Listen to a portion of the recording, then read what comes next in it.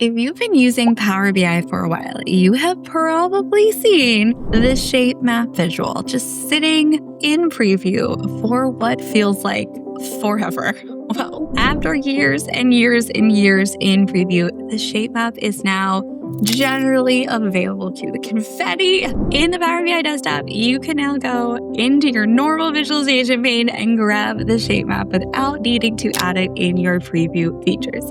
Now, Microsoft didn't just remove the preview label, they have also added some useful improvements that will make custom geographic visualizations so much easier to manage.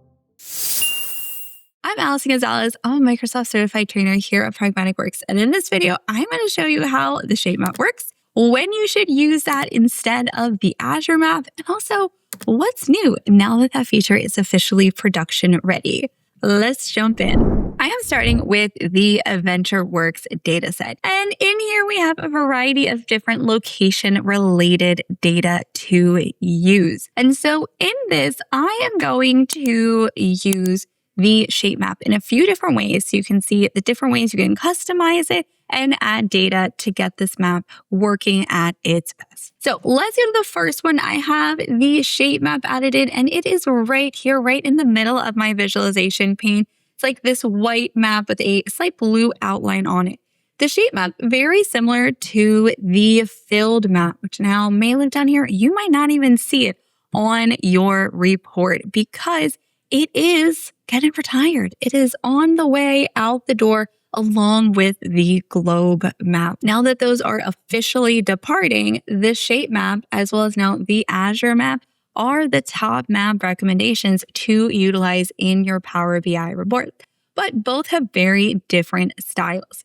Here I have the shape map loaded. And you can see it is giving us that same look as the filled map, where we don't have the detail layer where we can zoom in like we could on the globe map or the Azure map to that exact point, go down to that street level view. So I have the state province name in here. If you are using AdventureWorks data, we have a few different location fields. One comes from the geography table.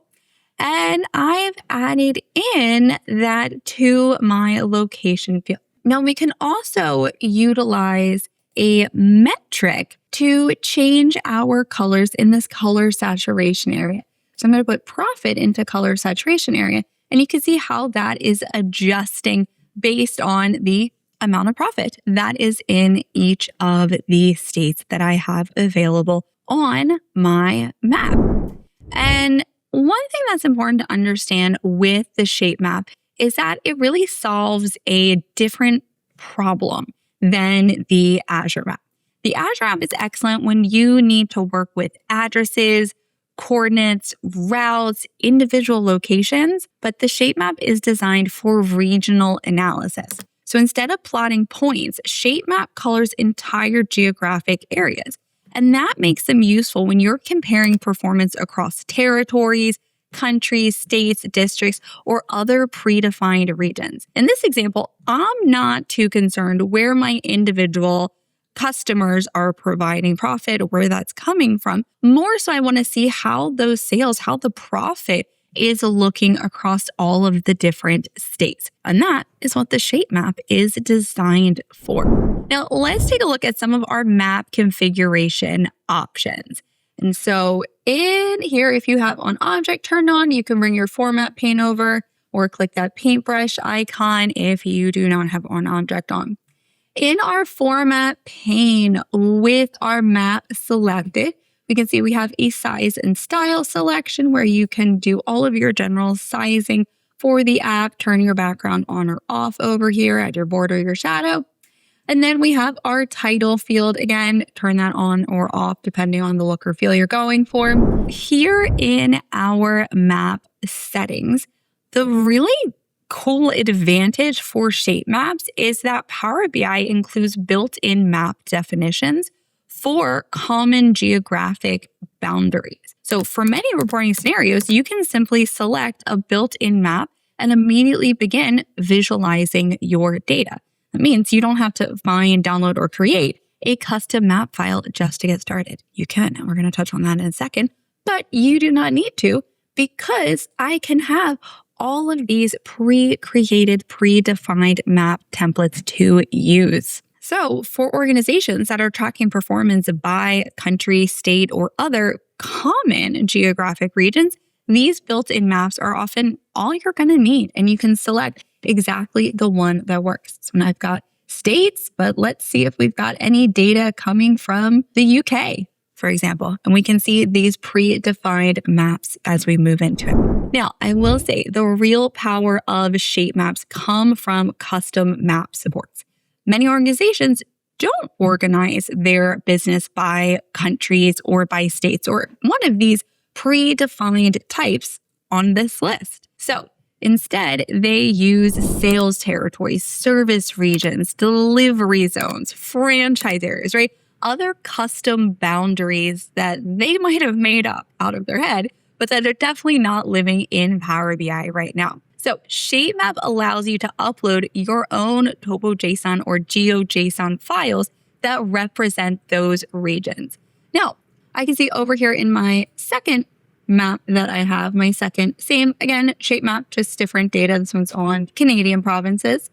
I am going to change this one from being my Canadian provinces to a custom map.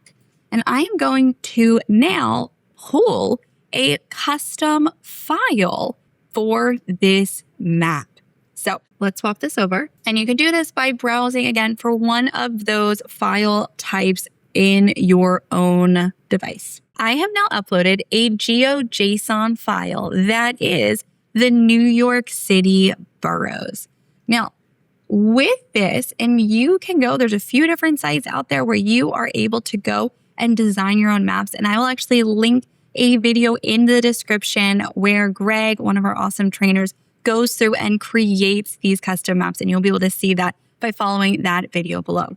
But you will be able to take that file that you've created, either TopoJSON or the GeoJSON, and then upload it right here.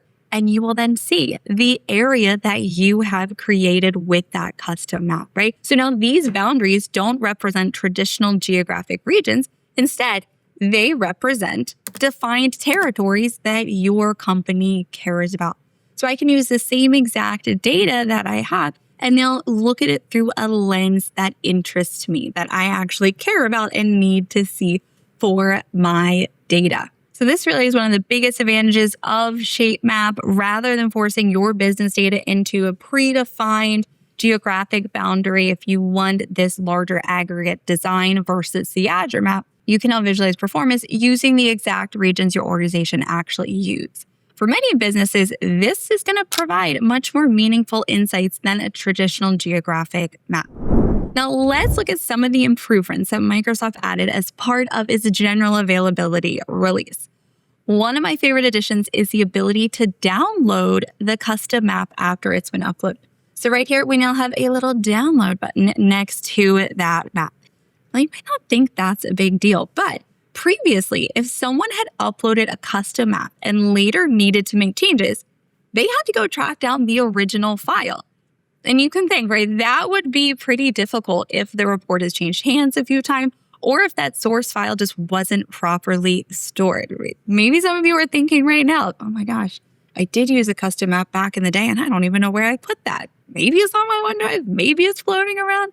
Now you don't have to worry. You can simply download the existing map directly from the report, make your changes, save the file, and then re-upload that updated version.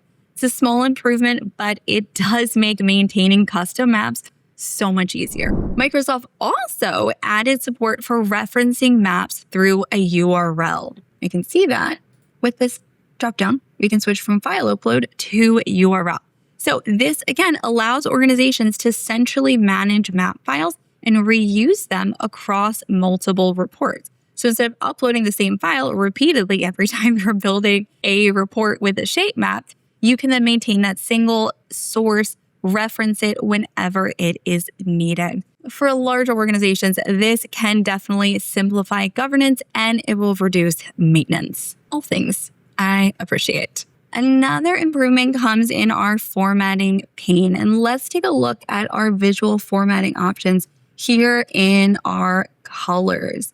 Now I can see with my locations, I can change the shades of the color. I can also set up conditional formatting for all of the locations in there, right? And that is then going to be, if I have something in that color saturation field, what will also help with adjusting those shades so you can easily look at your map and see what is going on for all of the data, right? Easily at a glance without having to hover over or find a label for that information. I'm also able to set up any border information and sizing on here with that width tool. You can also define any blank areas. If I don't want it to be that gray, we can change any colors we want right from here. Now, these visuals are not really competitors, and they are designed for different reporting needs. So it is very true that you might have both maps in your report serving very different purposes, either on the same page, different pages, right, for different use cases.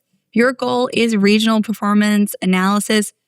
ShapeMap really is the better choice there. ShapeMap has spent years in preview, and many Power BI users simply ignore it now because it was never officially supported. With our GA release, we have that general availability status. We have built-in map support. We have custom TopoJSON support, custom GeoJSON support. We have URL-based map references, the ability to now download and reuse uploaded maps.